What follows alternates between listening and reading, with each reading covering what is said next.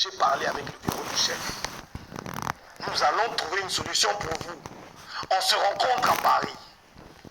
Guy Luando va à Paris et il emmène Tété Kaboué avec lui. Le jour où il arrive, il rencontre les partenaires et le lendemain, il se ramène avec Tété Kaboué. Et Guy Luando, malin qu'il est, il prépare Tété Kaboué et il prépare aussi les partenaires. Quand il emmène Tété Kaboué auprès des partenaires, il dit non, calme-toi, tout est déjà arrangé. Qu'est-ce qui est arrangé? Il dit non, vous allez vous défaire du projet parce que c'est un projet qui pue, c'est un projet sale. On va vous tuer. Si vous revenez au Congo, on va vous arrêter. Sortez du projet. Nous allons nous organiser, ou nous nous sommes déjà organisés pour vous payer de l'argent et vous désintéresser. Et ils se mettent d'accord sur un montant, 10 millions de dollars. Je rencontre Tété Kaboué à Paris, en compagnie de Guy Luando, qui a arrangé la réunion avec Tété Kaboué. Et de quoi parlez-vous? On parle de ce dossier et ça n'a pas duré longtemps. Tété est entré et j'avais eu un petit entretien avec Guy avant où on m'avait fait comprendre clairement il faut laisser cette affaire. Laisse cette affaire, il y a trop d'enjeux et c'est dangereux même pour toi. Laisse cette affaire. Mais comment je peux la laisser quand c'est tout ce que je fais? Ma vie, c'est monter des projets et traiter avec les partenaires internationaux. Et ça, c'est Guy Luando qui me dit qu'il faut laisser cette affaire.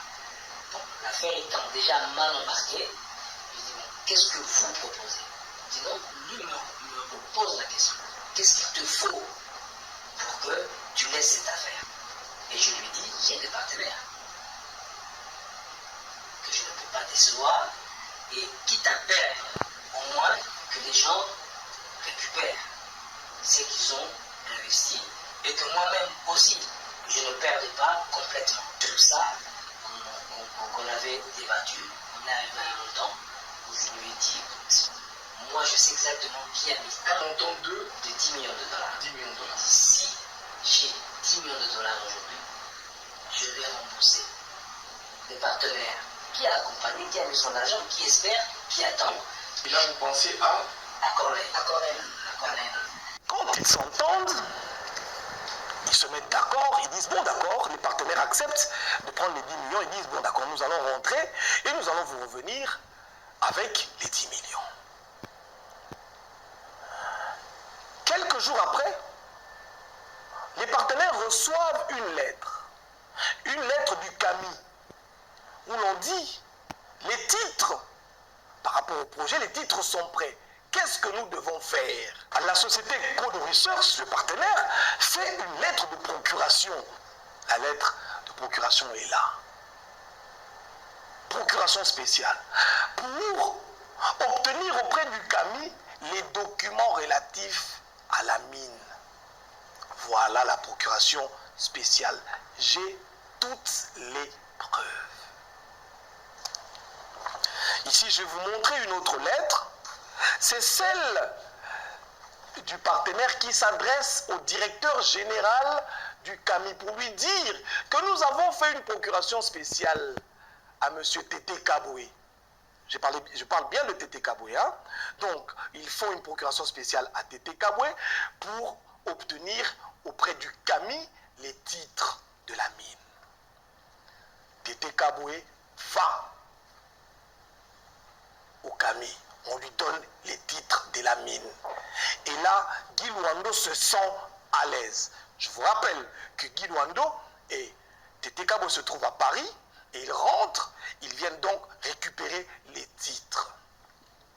Je vais ouvrir une parenthèse. Il y a un voyage à Brazzaville.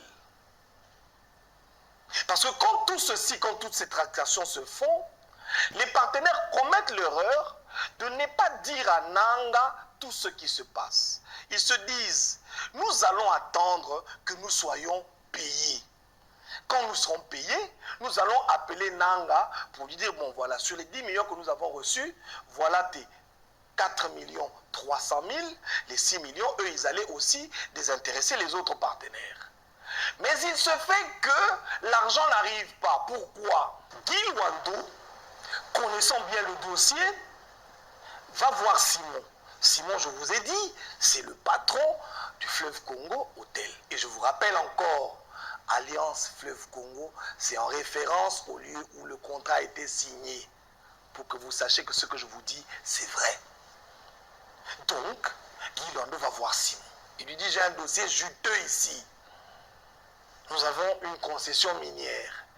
Les propriétaires de cette concession ont accepté de l'abandonner. Mais ils ne racontent pas à Simon que c'est lui et Tété Kabwe qui sont à la base. Ils ont mis tous les partenaires au dossier en exil. Les partenaires ont fui. Entre autres, Nanga, qui est devenu aujourd'hui rebelle. Il fuit parce qu'il est traqué. Là, Nanga n'a pas encore fui. Hein. S'il vous plaît, j'aimerais qu'on y aille chronologiquement. J'étais en train de lire parce qu'il va fuir à la suite. Hein. Donc, en ce moment-ci, quand ils sont à Brazzaville, il va voir, comment on appelle, le Chinois. Donc, le Chinois lui donne 3 millions. Nous parlons ici de Guy Wando. Le Chinois lui donne 3 millions. Sur les 3 millions, il emmène 1 million aux partenaires. Il dit, prenez d'abord ça. Mais, il dit aux partenaires une chose. Nous nous sommes entendus que nous allons vous donner 10 millions pour le désintéressement. Mais sur les papiers, nous n'allons mettre que 1,5 million.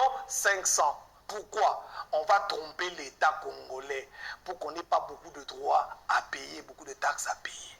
Et les partenaires acceptent. Bandeko, makambo ko suka ndenge nini.